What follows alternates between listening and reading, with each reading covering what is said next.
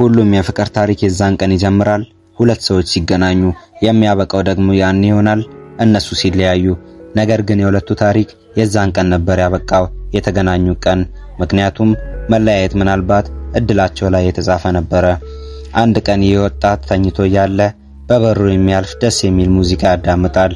እሱም ከእንቅልፉም ተነስቶ ሊመለከት ወደ ውጭ ይወጣል። የዛን ቀን ነበረ በዚህ ልጅ ህይወት ውስጥ ህይወትን መጣች፣ ፍቅርም። ይህችን ልጅ በውበቷ ተገርሞ ሲመለከታት የዛን ቀን ነበር የወደዳት። እሷም ቀና ብላ ስታየው ይበልጥ ደስ አለው። በዛም ወቅት አንዲት ሙስሊም እናት ልጇ ሞቶባት ነበርና የልጇን ሬሳ ብቻዋን ልትቀብረው ይዛው የሄደች ያለ በድንገት ከእጇ አምልጦ ሲወድቅ ይመለከታሉ። እሱም ሮጦ መጥቶ ስለያዘላት በጣም ታመሰግነዋለች። እናም በዚህ ዓለም ላይ ማንም እንደሌላት ትነግረዋለች። እነሱም በጣም ያዝኑና እንደሚረዷት ይነግሯታል። እሷም አላህ ይባርክ ብላው ታመሰግነዋለች። የቀብር ስነ ስርዓቱንም እንደጨረሱ ያቺ የሚወዳት ልጅ ከፊት ለፊቱ ትቆምና በምልክት ታወራዋለች። ምንም ስላልገባቸው ጓደኛዋ ትነግራቸዋለች። ከናንተ ውስጥ ዘፈን ማጮት የሚችል አለ ብላ ተጠይቀዋለች። እነሱም የሚችሉት ዘፈን ሳይሆን መሳሪያ እንደሆነ ይነግሯታል። እሷም እነሱን ትታ እንደወደደችው በምልክት ትነግረዋለች። እሱም በጣም ደስ ይለዋል። በድንገት የአባቱ ሰዎች ስልክ ይደውሉና በቶሎና ይሉታል።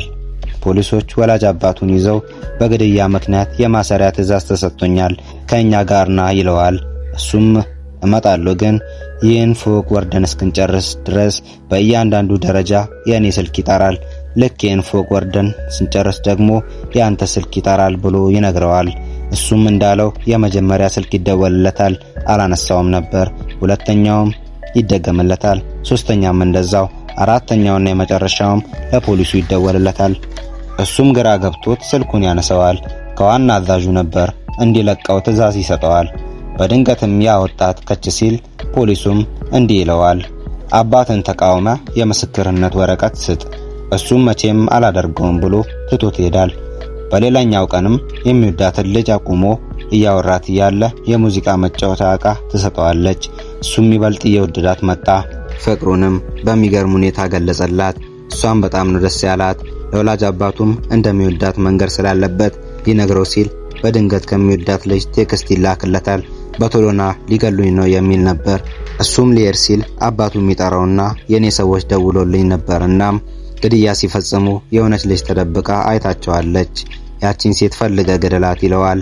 እሱም በጣም ይደነግጣል። ምክንያቱም ያቺ ሴት የሱ ፍቅረኛ ነበረች። በቶሎ ይሄድና እሷን ለማዳን ይወስናል። እናም ሊገድሏት ከነበሩ ሰዎች ጋር እየተደባደበ ያለ በድንገት የሷን እህት አግቶባት ነይ ካልመጣሽ ገላታለሁ ብሎ ያስፈራራታል። እሷም ወደ መኪናው ስትሄድ ወደ እሷ ሲሮጥ በኃይለኛው በመኪና ይገጩታል። በገመድ አስሮትም ሊገለው ሲል በድንገት ወላጅ አባቱ ይመጣል። ከዛም ያዘዘውን ትዕዛዝ እንዲፈጽም ይነግረዋል። እሷን ከገደልካት እነዛን ልጆች ለቃቸዋለሁ ይለዋል። እሷም ምንም ማድረግ ስላልቻለች መሳሪያውን ታነሳና እንዲገላት ትሰጠዋለች። እሱም ልቧ ላይ ደቅኖ ያለ በቶሎ ቃታውን ትሰበዋለች። እሱም አክፏት እያለቀሰ ይነጋበታል። ፖሊሶችም መጥተው ወደ ማረሚያ ይዘው ይሄዳሉ። እሱም በጣም ስላዘነ በተረጋጋሚ ግድግዳውን እየመታ ራሱ መጉዳት ጀመረ። በቀጣይ ቀንም መሬት ላይ ቁጭ ብሎ እሷን እያሰበ ያለ በድንገት ከታሳሪዎች አንዱ መሬት ላይ የተጻፈውን የፍቅረኛውን ስም በእግሩ ያጠፋበታል። እሱም በንዴት